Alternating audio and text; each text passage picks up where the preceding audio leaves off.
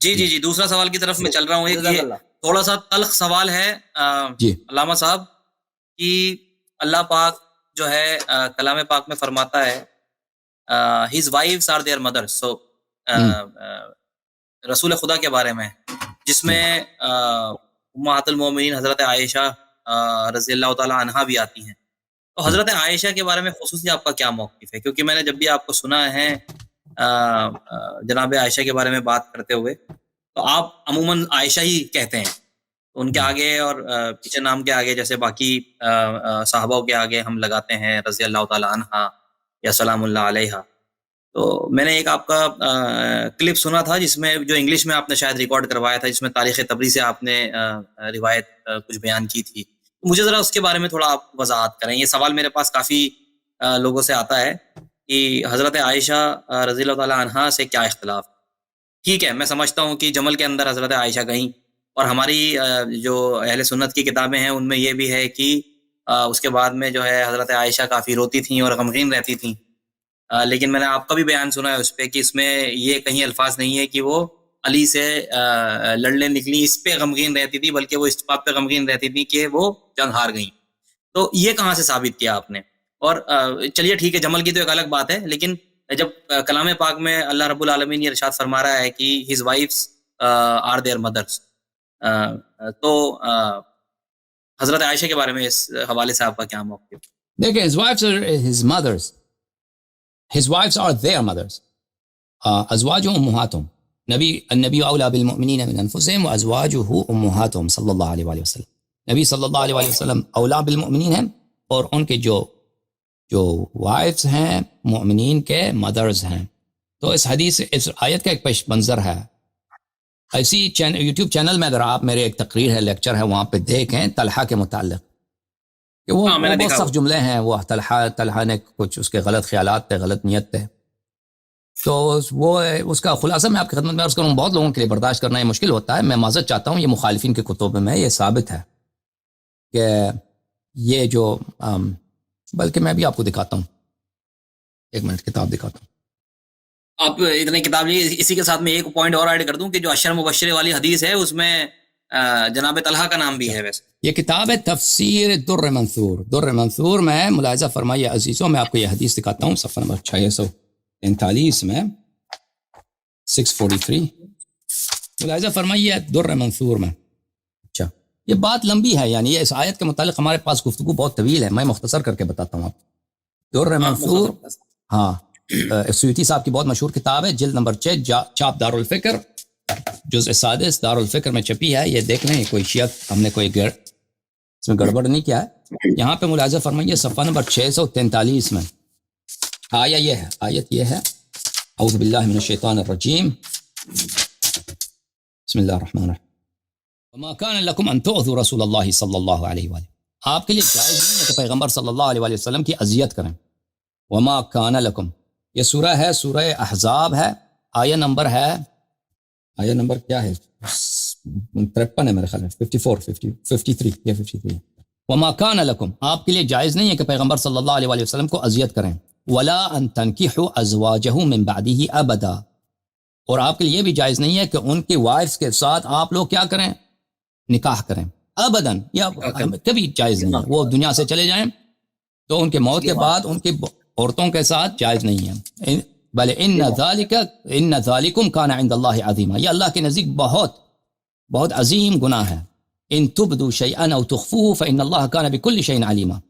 اگر آپ ایک بات کو ظاہر کرتے ہیں یا اس کو چھپاتے ہیں تو اس سے فرق نہیں پڑتا. اللہ تعالیٰ بكل شیء علیما، اللہ تعالیٰ ہر چیز کو جانتا ہے. اچھا، واخرج ابن ابی حاتم وابن مردوی عن ابن عباس. ابن ابی حاتم اس نے اپنے مقدمے میں خود کہا ہے کہ میرے سب احادیث صحیح ہیں.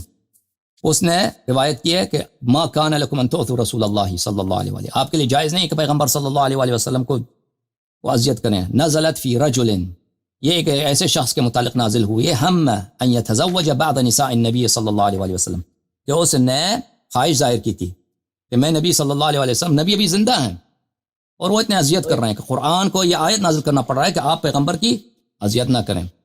تو اس نے کہا تھا کہ میں نبی صلی اللہ علیہ وسلم کی وائف کے ساتھ کیا کرتا ہوں؟ نکاح کرنا چاہتا ہوں. وقال سفیان ثوری نے کہا ہے کہ علماء نے کہا ہے کہ اس عورت کا نام ہے عائشہ، یعنی ایک صحابہ نے یہ اس غلط خیال کا اظہار کیا تھا. اچھا، ابن مردوائی نے ابن عباس سے روایت کی ہے، قال رجل، ایک مرد نے کہا تھا، لئن مات محمد صلی اللہ علیہ وآلہ وسلم، اگر ان کی وفات ہو جائے، لا تزوجن عائشہ، تو میں عائشہ سے نکاح کر دوں گا. فانزل اللہ وما، پھر اللہ نے نازل کیا، ما کان لکم ان تؤذوا رسول اللہ صلی اللہ علیہ وآلہ وسلم، آپ کے لیے جائز نہیں، یہ پیغمبر کی بہت اذیت ہے، پیغمبر کی بہت دل آزاری ہے کہ وہ خود، اب کوئی بھی عام شخص بھی ہو نا، اگر وہ زندہ ہے، آپ کہتے ہیں کہ میں یہ مر جائے تو میں اس کی وائف سے شادی کروں گا، تو اس کی دشمنی ہے، اس کی توہین ہے، اس کی خاطر آزاری ہے. اچھا، اخرج ابن جریر وابن ابی حاتم عن عبد الرحمن ابن زید ابن اسلم، یہ پیغمبر صلی اللہ علیہ وآلہ وسلم سے روایت کرتے ہیں کہ پیغمبر کو خبر آئی، ان رجلا یقول، ایک شخص ہے جو کہہ رہا ہے، ان توفی رسول اللہ صلی اللہ علیہ وآلہ، ان توفی، کہ اگر پیغمبر صلی اللہ علیہ وآلہ وسلم وفات کر جائیں تو میں فلانہ سے شادی کروں گا ان کے بعد، تزوجت فلانہ من بعد، فکان ذلک یؤذی النبی صلی اللہ علیہ وآلہ، اور یہ پیغمبر صلی اللہ علیہ وآلہ وسلم کی اذیت کی سبب تھی، تو قرآن کی آیت نازل ہوئی کہ آپ کو اذیت کی اجازت نہیں ہے.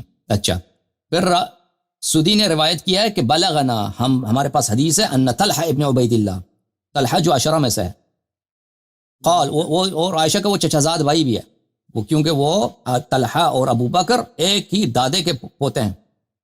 وہ کہتے ہیں کہ طلحہ کہتے ہیں، ایحجبنا محمد عن بنات عمنا، کیا محمد کی یہ جرأت ہے صلی اللہ علیہ وآلہ وسلم کہ ہماری بنات عم کو حجاب پہناتا ہے، ہمارے بنات عم کو، ہمارے چچازاد لڑکیوں کو ہم سے جدا کر لیتا ہے، ان کو پردے میں ڈال دیتا ہے.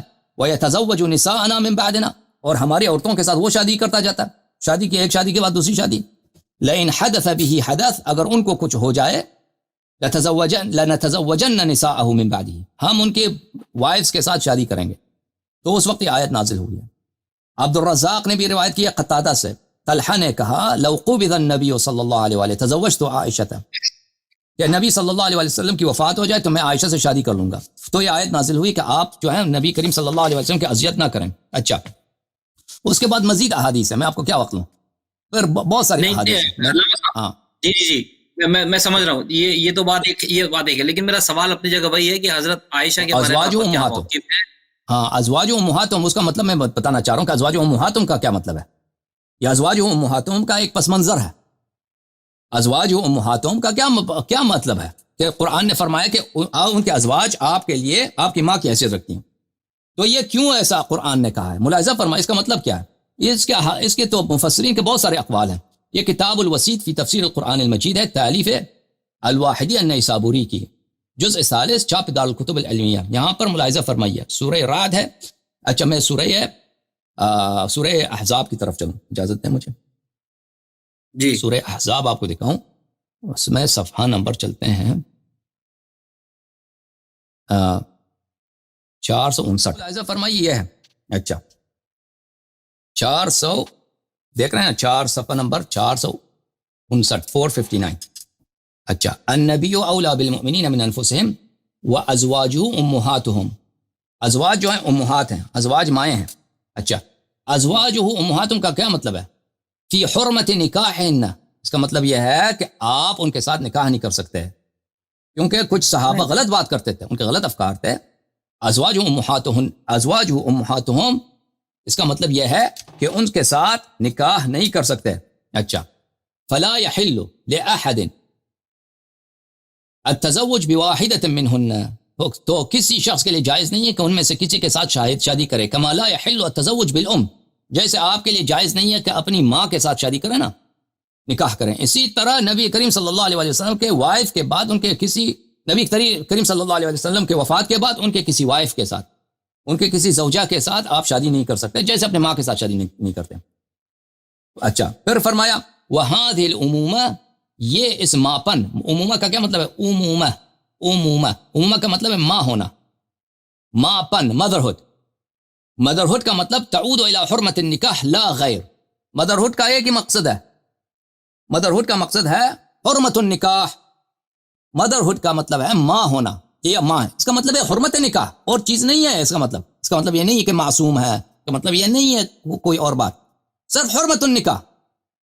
ان کے ساتھ نکاح نہیں کر سکتے، کیونکہ اس زمانے میں قابل احترام ہے. علامہ صاحب، قابل احترام تو ہے نا، ماں ہے تو قابل احترام ہے. ہاں، یہ کیا کوئی یہ قابل احترام والی بات بھی ہے، یا صرف اس حرمت النکاح ہے؟ تو یہ فرماتے ہیں لا غیر. ابھی میں آپ کو دکھاؤں گا، مزید باتیں بھی دکھاؤں گا، ابھی آپ ذرا کچھ تسلی کریں. اچھا پھر وہ روایت کرتے ہیں مسروق سے، وَهَذَا مَا رَوَى هذا معنى ما روى مسروق عن عائشہ، اسی مطلب کو مسروق نے عائشہ سے روایت کیا. ان امرأة قالت لها، ایک عورت نے عائشہ سے کہا یا امہ، یا امہ، اے میری ماں. تو عائشہ نے اس کو جواب دی لست لکی بأم، میں تیری ماں نہیں ہوں، ٹھیک ہے نا، میں تیری ماں نہیں ہوں. انا ام رجالکم، میں صرف، انما انا ام رجالکم، میں صرف تمہارے مردوں کا ماں ہوں. فبان بهذا ان معنى هذه الامومه تحریم نکاح النفقات.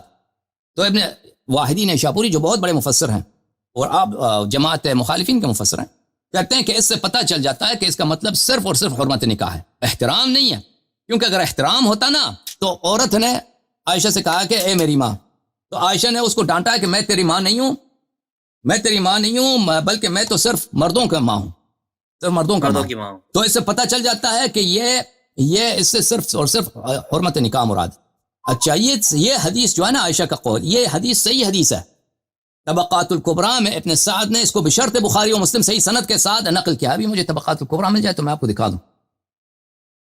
اچھا طبقات الکبریٰ ابن سعد جلد نمبر 8، یہ طبقات الکبریٰ میں نکال دوں آپ کے لیے، ایک منٹ. نہیں علامہ صاحب، ان دا انٹرسٹ آف ٹائم اگر کوئی نکل جائے تو اچھا لگے. جی تو یہ حدیث صحیح ہے. تو بہرحال ازواجہ امہاتہم، خود عائشہ کے نزدیک اس کا مطلب ہے صرف حرمت نکاح. لیکن میرا یہ عقیدہ نہیں ہے، میرا اپنا عقیدہ یہ نہیں ہے. میرا عقیدہ یہ ہے کہ ازواجہ امہاتہم اس میں شرافت بھی ہے، یعنی اس میں تشریف بھی ہے، اس میں احترام بھی ہے. ان کے مخالفین کے نزدیک، خود عائشہ کے نزدیک یہ بات نہیں ہے، صرف حرمت نکاح. لیکن میرے نزدیک نہیں. اہل بیت علیہ الصلوۃ والسلام کی جو احادیث ہیں اس کے مطابق ازواج امہاتہم کا مطلب یہ ہے کہ یہ بہت بڑی شرافت ہے، بہت بڑی عزت ہے. یا نساء النبی لستن کاحد من النساء، اے نبی کریم صلی اللہ علیہ وسلم کے ازواج، آپ کی مثال کسی عورت سے ہوتی نہیں ہے. یعنی آپ لستن، آپ کی جو ہے، آپ کی جو قیاس کسی دنیا کی کسی عورت سے نہیں ہے. میں وہ قرآن آیت آپ کو دکھاؤں ذرا. اچھا تو ہمارے نزدیک یہ ہے، لیکن اس کی ایک شرط ہے، وہ میں آپ کو اجازت دیں میں قرآن اردو ترجمے کے ساتھ لے کے آؤں تاکہ آپ اچھی طرح آپ کو بسم اللہ. اجازت دیں. سب مختلف ترجمے ہوتے ہیں. وہ ویب سائٹ بڑا پیارا ویب سائٹ ہے عزیزو، یہ ہے اب کھل رہا ہے یہ ویب سائٹ. اچھا یہ ویب سائٹ ہے notequran.com. notequran.com میں اگر آپ جائیں تو وہاں پہ سورہ احزاب کو چلتے ہیں، سورہ مبارک احزاب. یہ سورہ احزاب، ٹھیک ہے، یہاں پہ ورس نمبر 31 میں چلتے ہیں. یا نساء النبی صلی اللہ علیہ وآلہ وسلم، اللہ تعالیٰ کی جانب سے یا نساء النبی من یأتی منکن بفاحشۃ مبینہ یضاعف لها العذاب ضعفین وکان ذلک علی اللہ یسیرا. اے نبی صلی اللہ علیہ وسلم کے بیو، تم میں سے جو بھی کھلی بے حیائی کا ارتکاب کرے گے اس سے دوہرا عذاب دیا جائے گا، اور اللہ تعالیٰ کے نزدیک یہ بہت سہل و آسان ہے. اے ازواج نبی مکرم صلی اللہ علیہ وآلہ وسلم، یہ اے ازواج نبی مکرم طاہر قادری صاحب کی جو ترجمہ ہے، تم میں سے کوئی ظاہری معصیت کا مرتکب ہو تو اس کے لیے عذاب دگنا کر دیا جائے گا، اور یہ اللہ کے لیے بہت آسان ہے. اے پیغمبر کے بیویوں، تم میں سے جو کوئی صریح ناشائستہ الفاظ کہہ کر رسول کو ایذا دینے کی حرکت کرے اس کے لیے دگنی سزا دی جائے گی، اور یہ خدا کے لیے آسان ہے. اچھا پھر یا نساء النبی صلی اللہ علیہ وآلہ وسلم لستن کاحد من النساء ان اتقیتن فلا تخضعن بالقول فیطمع الذی فی قلبہ مرض وقلن قولا معروفا. اے نبی کی بیویوں، تم عورتوں کی طرح نہیں ہو، تم عام عورتوں کی طرح نہیں ہو. اگر تم پرہیزگاری اختیار کرو تو نرم لہجے سے بات کرو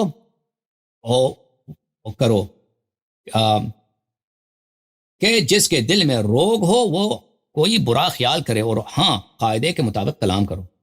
اے ازواج پیغمبر، تم عورتوں میں سے کسی بھی ایک کی بھی مثل نہیں ہو. اگر تم پرہیزگار رہنا چاہتی ہو تو مردوں سے حسب ضرورت بات کرنے میں نرم لہجہ اختیار کرنا. دیکھیں یہاں پہ جو یہاں پہ یہ ہمارے جو مخالف فرقے کے لوگ ہیں نا، اس کو یا نساء النبی صلی اللہ علیہ وآلہ لستن کاحد من النساء ان اتقیتن کو اس کو یہاں پہ وقف کرتے ہیں. اچھا حالانکہ معنی کے لحاظ سے وقف یہاں پہ ہونی چاہیے، اے نبی صلی اللہ علیہ وآلہ وسلم کی وائفز، ازواج، تم دوسرے عورتوں کے نہیں کی طرح نہیں ہو اگر تم تقوی اختیار کرو. اگر تم تقوی اختیار نہیں کرو تو دوسرے عورتوں سے تم بہتر ہو.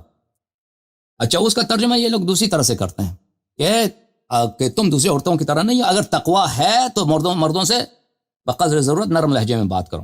بہرحال بھلے ہمارے نزدیک جو ہے نبی کریم صلی اللہ علیہ وآلہ وسلم کا زوجہ ہونا بہت بڑی شرافت ہے، بہت بڑی شرافت ہے، اس میں شک ہی نہیں، لیکن بشرط تقوی. جیسے کوئی اگر نبی کا بیٹا ہے، کوئی نبی کا بیٹا ہے، کوئی نبی کا چچا ہے، تو یہ اس میں شک ہی نہیں ہے، بہت بڑی شرافت ہے. کوئی نبی کے صحابی ہے، بہت بڑی شرافت ہے، لیکن بشرط ایمان، بشرط تقوی.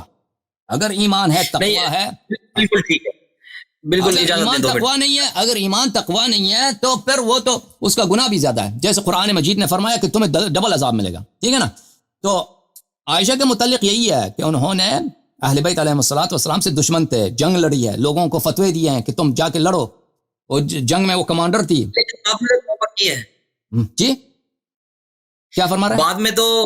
بعد میں تو غمگین ہوتی تھی اما عائشہ. نہیں، یہ آپ کوئی ثابت کریں نا کہ وہ غمگین اسی بات پہ ہوتی تھی کہ انہوں نے کیوں لڑی ہے، اہل بیت علیہ السلام سے کیوں لڑی ہے. یہ کوئی ثابت کرے، ہم دکھا تو بالکل. اللہ تو غفور الرحیم ہے، اللہ توبہ قبول کرنے والا ہے. شیخ مفید رحمۃ اللہ علیہ ایک بہت بڑے شیخ عالم ہیں، انہوں نے ایک کتاب لکھی ہے کہ بھلے کیا نام ہے ان کے کتاب کا، شیخ مفید رحمہ اللہ کی وہ کتاب ہے فی عدم قبول توبۃ الخاطئہ، اسی بات پر کہ عائشہ کی کوئی توبہ نہیں ہے. ایک کتاب لکھی ہے شیخ مفید کی. اب میں اس کا عنوان آپ کو دکھاتا ہوں. چلیے، یہ تھوڑا حساس ٹاپک ہے، میں اس میں آخری سوال کرتا ہوں حضرت عائشہ کے حوالے سے. حضرت عائشہ کا انتقال کیسے ہوا ہے؟ یہ تاریخ میں نہیں ملتا کہ ان کے انتقال کس طرح ہوئی ہے. ہمارے جو ناسخ التواریخ میں جو شیعوں کی کتاب ہے اس میں یہی ہے کہ وہ آخر عمر میں اس کے اور معاویہ کی سخت دشمنی تھی، کیونکہ عائشہ خلافت کو چاہتی تھی اپنے چھوٹے بھائی عبد الرحمن ابن ابی بکر کے لیے. اس کا بھائی زندہ تھا، وہ چاہتی یہی تھی کہ خلافت دوبارہ معاویہ کے بعد دوبارہ ان کے خاندان میں آ جائے، اور معاویہ یہ چاہتا تھا کہ خلیفہ یزید بنے. اور وہ معاویہ بہت اس کام کے لیے بہت وہ محنت کر رہا تھا، صحابہ سے دوسروں سے وہ بیعت لے رہا تھا. تو یہی ہے کہ اس نے عائشہ کو دعوت دی اور ایک گڑھا کھودا اس کے لیے، اور عائشہ اس میں گر کے مر گئی. یہ ناسخ التواریخ میں، لیکن مخالفین کے کتب میں کوئی اس کی نہیں ہے کہ عائشہ کیسے مری ہے. اس میں یہی ہے کہ معاویہ نے اس کو قتل کیا. اور جو وائفز آف پروفٹ ہیں، وائفز آف رسول خدا کی زوجہ جو ہیں، وہ آپ کے نزدیک اہل بیت میں شامل ہوتی ہیں یا نہیں؟ یعنی اگر پاک ہیں تو عام مسلمان بھی اہل بیت میں سے. اگر انسان سلمان من اہل البیت، امام صادق امام امیر المؤمنین علیہ السلام نے کمیل سے کہا، یا کمیل لا تاخذ الا عنا تکن منا، کمیل تم صرف ہماری پیروی کرو، صرف ہماری بات مانو تو تم ہمارے ہوں گے، تم ہم اہل بیت میں سے ہوگے نا. ایک شخص تھا بنی امیہ کا تھا، بنی امیہ کا ایک شخص تھا، اس کا نام تھا سعید الخیر ظاہراً نام تھا اس کا. وہ امام باقر علیہ السلام کے زمانے میں رہتا تھا، تو وہ بڑا روتا تھا امام علیہ السلام کے پاس. ایک دن اس نے بڑا رویا، بلند آواز سے گریہ کی. تو امام علیہ السلام نے پوچھا کہ تم کیوں روتے ہو؟ تو اس نے قرض کی میں کیسے نہ روؤں کہ میں شجرہ ملعونہ میں سے ہوں، میں بنی امیہ خاندان میں سے ہوں جس کو اللہ نے لعنت کیا، میں تو ملعون خاندان میں سے کیسے روتے؟ امام علیہ السلام نے فرمایا انت اموی من اہل البیت، تم بنی امیہ میں سے ہو لیکن ہم اہل بیت میں سے ہو، ٹھیک ہے نا. تو جتنے بھی دنیا میں مومن ہے وہ اگر وہ اہل بیت علیہ السلام کی اتباع کریں تو وہ اہل بیت علیہ السلام میں سے، لیکن وہ مطہر نہیں ہے. جو اصحاب کساء ہیں ان میں سے نہیں ہے، سلمان اصحاب کساء میں سے نہیں ہے، لیکن اس نے اتباع کی، تسلیم ہوئے، ٹھیک ہے نا. اگر کوئی شخص کالا ہے، گورا ہے، چائنیز ہے، اگر وہ ایمان لاتا ہے، وہ اتباع کرتا ہے، پیروی کرتا ہے، اہل بیت علیہ السلام سے محبت کرتا ہے، تقویٰ کا راستہ اختیار کرتا ہے، تو اہل بیت علیہ السلام میں سے ہے، جیسے سلمان اہل بیت میں سے تھا، جیسے کمیل اہل بیت میں سے تھا، جیسے وہ اموی شخص ملعون خاندان میں سے، شیطانی خاندان میں سے، لیکن امام علیہ السلام نے فرمایا کہ انت اموی منا اہل البیت، تو اموی ہے لیکن اہل بیت میں سے ہے، ٹھیک ہے نا. تو ازواج نبی صلی اللہ علیہ وسلم جیسے ام سلمہ رضی اللہ عنہا ہیں، بہت نیک شخصیت، بہت نہایت ہی محب اہل بیت علیہ السلام. اور امام حسین علیہ السلام کے کتنے وہ چہیتے تھے. رسول اللہ صلی اللہ علیہ وسلم نے مٹی دی تھی کہ جب یہ خونی بن جائے تو تم یاد رکھنا کہ امام حسین علیہ السلام شہید ہوں گے. امام حسین علیہ السلام نے اپنی جو وصیتیں تھیں جو کربلا جاتے وقت، مکہ جاتے وقت ان کے حوالے کیا تھا. پھر امام زین العابدین علیہ السلام جب واپس آئے تھے تو ان سے لیا تھا. تو وہ ازواج جو صاحب تقویٰ ہیں، جنہوں نے رسول صلی اللہ علیہ وسلم کے بعد جو ہے بغاوت نہیں کی, دشمنی نہیں کی اہل بیت علیہ السلام سے, وہ اہل بیت میں سے ہیں. کن معنوں میں؟ اس معنوں میں کہ جیسے دوسرے جی لوگ جنہوں نے اتباع کی وہ اہل بیت میں سے بنے. ٹھیک ہے نا؟ جی ہاں. ٹھیک ہے. اچھا اب تھوڑا ہمارے پاس بھی دامن وقت میں گنجائش تھوڑی کم رہ گئی ہے جی ہمارے پاس بھی علامہ صاحب. بس ایک دو تین سوال انشاءاللہ اگلے ہفتے میں آ کے کر لوں گا. بس اس سے اوکے پہلے جی. ایک درخواست یہ تھی کہ انجینئر محمد علی مرزا صاحب سے ہم چاہ رہے تھے, کیونکہ یہاں پہ کافی ان کی فین فالوئنگ ہے, کافی لوگ ان کو سنتے ہیں جی ہاں. پرانی دلی میں تھوڑا سا سوشل میڈیا پہ کافی وائرل ہیں, یوٹیوب وغیرہ پہ, تو کافی اب تو فیس بک وغیرہ پہ بھی آ گئے ہیں. تو ہم یہ سوچ رہے تھے کہ اگر آپ کے ایڈمن ان سے بھی ذرا رابطہ قائم کریں, ان کو دعوت دیں اور بلائیں, ذرا بات چیت کریں, نہیں وہ نہیں بات کرنا کیونکہ چاہتے مجھے نا. پتہ ہے کہ بہت ان لوگوں نے بہت محنت کیا. محمد علی مرزا صاحب سے ان لوگوں نے بہت محنت کی, ہمارے دوستوں نے. وہ نہیں بات, وہ بس کیا کریں, عرض کریں, وہ نہیں بہانے بناتے ہیں. وہ پہلے انہوں نے خود ہمیں چیلنج دیا تھا, وہ اس نے ویڈیو بنا کے اپنے چینل میں رکھا, کیا حسن اللہ کو چیلنج دیتے ہیں کہ ہم آپ سے مناظرہ کریں گے. پھر میں نے اسی, یہ 6-7 سال پہلے کی بات ہے, میں نے 2-3 دن کے بعد مجھے جب نظر آئی کہ ان لوگوں نے چیلنج کیا, میں نے جواب دیا, میں نے قبول کی اسی وقت. تو وہ پھر وہ مکر گئے, پھر کہہ دیا, بہانہ کر دی کہ بھائی کہ آپ کے, اس نے کہا آپ کے سبسکرائبر کم ہیں. اس وقت اس کے جو تھے 1.5 لاکھ سبسکرائبر تھے اس زمانے میں. تو اس نے ہمیں پیغام دی کہ جب آپ کے بھی 1 لاکھ سبسکرائبر ہوں گے تو ہم آپ سے بات کریں گے. تو اس طرح کے بہانے. ہاں اس وقت میرے جو سبسکرائبر تھے 6-7 ہزار, میں اردو میں پروگرام بھی بہت کم کرتا تھا نا, نہیں کرتا تھا. وہ تو بہت کلپس بناتا تھا اس زمانے میں, اس کے 1-2 لاکھ سبسکرائبر تھے. بات کروں گا ایک بار جعفری صاحب سے بھی, کچھ آغا ایسا ہے, محمد علی انجینئر جو ہیں وہ جب دیکھ لیتے ہیں نا کہ یہ ان کا جواب میرے پاس نہیں ہے تو وہ بچتے ہیں. ہاں بالکل یہی ہے وجہ, یہی ہمیں وجہ بالکل پتہ ہے بھائی, بالکل پتہ ہے. وہ لوگ جو ہیں وہ شرمندگی سے بچتے ہیں نا, اگر وہ سامنے آ جائیں جواب نہ ہو. تھرمامیٹر ہے ان کے پاس کہ کون میرے علم سے برتر ہے, کون ابتر ہے. ابتر سے ہی بات کریں گے, وہ بات ساری ہے. وہ شیعہ لوگوں سے کبھی بات نہیں کریں گے. ان کے بڑے مشہور معروف شخصیات ہیں, یہ شیعہ سے بات نہیں کریں گے, کیونکہ ان لوگوں کے پاس جواب نہیں ہوتی بھائی. ہمارے پاس جو جوابات ہیں ان جوابات کا رد نہیں ہوتا ان لوگوں کے پاس, تو یہ کبھی یہ لوگ حاضر نہیں ہوں گے. جی ہاں, چلیے یہ عام لوگ آئیں گے جب آ جائیں نا, وہ طلحہ علوی صاحب, وہ ایک چھوٹے سے مثلا کوئی مولوی ہیں کسی مسجد میں, اس طرح کے لوگ, وہ خود بھی مشہور ہونا چاہتے ہیں, ایسے لوگ آ جاتے ہیں. لیکن ان کے جو بڑے جانے ہوئے شخصیات ہیں وہ کبھی نہیں آئیں گے, کیونکہ ان کو پتہ ہے. کیونکہ میں جو کوئی بھی شخص کوئی موقف رکھتا ہے دوسرے شخص سے, وہ سوال جواب کرنا چاہتا ہے, تو وہ اپنی عزت کا سوچتا ہے کہ میرے پاس جواب ہو. جی بے شک وہ پھنس جائیں گے پھر وہ. ہاں بالکل یہ یقینی ہے 100%. محمد علی مرزا کو پتہ ہے, اور بقیہ جتنے عمری محققین ہیں, ان کے علماء ہیں, ان سب کو پتہ ہے کہ وہ شیعہ موقف کا رد نہیں کر سکتے, شیعہ دلائل کو رد نہیں کر سکتے. اور شیعہ جو ہیں اپنے ان شیعہ کے سامنے سوال اٹھائیں تو ان کا منہ توڑ جواب ملے گا ان کو. ان 3 باتوں کا ان کو پتہ ہے, ان 3 باتوں کو پتہ ہے, لہذا وہ کبھی سامنے نہیں آئیں گے. ہاں وہ اس وقت سامنے آئیں گے جب ان کو شیعہ ایک ایسا آدمی مل جائے جو وہ شیعہ مذہب میں خود بہت کمزور ہے. ہاں بیچارہ اس کے ساتھ کیا ہے, ہاں ایک عام آدمی ہے بھائی, اس پہ شعر بن جائیں, اس پہ ٹوٹ پڑیں, جو اس کو نہیں آتا, پھر اس پہ وہ بات کریں گے. یا ایسا موقف ہو نا کہ شیعہ بیچارہ اپنے جان کے مارے, وہ ڈر کی وجہ سے تقیہ کرے, وہ کھلم طور پہ بات نہ کر سکے, تو اس وقت یہ شعر بنیں گے. وہ فری میدان میں کبھی نہیں آئیں گے. جی بات ساری ہے, اگر کوئی بیچارہ اہل سنت بات حق کے اوپر آ کے کرتا تھا, اس کو سیدھا اس پر ٹھپا لگایا تھا شیعت کا رب سے. وہ اس لیے لوگ ڈرتے ہیں, بچنے لگتے ہیں بیچارے, اور کوئی بات نہیں ہے. ہر حال ماشاءاللہ آج آپ سے مل کے بہت مہربانی, بہت خدا آپ کو عزت دے. انشاءاللہ میں دعوت دیتا ہوں, اگر انڈیا آئے تو انشاءاللہ میں ملاقات ضرور کروں گا آپ کے. انشاءاللہ حتما. ویسے تو مہینے میں 1-2 ملاقات انشاءاللہ آپ سے ہوتی رہیں گی انشاءاللہ. بہت مہربانی آپ کی, خدا آپ کو سلامتی عزت عنایت فرمائے. بیان کری, اور ہمارے ذریعے اور آپ کے ذریعے لوگوں کے سوالوں کے جوابات شاید مل گئے ہوں گے. تو یہ ماشاءاللہ بہت اچھی آپ سے بات چیت رہی. اس کے لیے جزاکم اللہ, اللہ آپ کو اور مزید آپ کے علم میں اضافہ کرے اور آپ کی توفیقات میں زیادہ اضافہ کرے. والسلام. علیکم السلام, بہت مہربانی. خداوند متعال آپ کو اہل بیت طاہرین علیہ السلام کے ساتھ مشہور فرمائے, آپ کے اموات کو اور آپ سب کو, اور ہمارے اموات کو, اور ہمیں اور ہماری اولاد کو, اور جتنے ناظرین ہیں انشاءاللہ ہم سب کو اہل بیت علیہ السلام کے ساتھ دنیا و آخرت میں مشہور فرمائے. تو عزیزو لوگو, آپ سب کا بہت شکریہ. اب رات کو دیر ہوا چاہتا ہے پاکستان انڈیا میں آپ سب کا بہت شکریہ ادا کرنا چاہتا ہوں. خداوند متعال ہم سب کو انشاءاللہ اہل بیت علیہ السلام کے نقش قدم پر چلنے اور ان سے ان کی محبت کی توفیق عنایت فرمائے. تو اب آرام کیجئے انشاءاللہ تبارک و تعالی.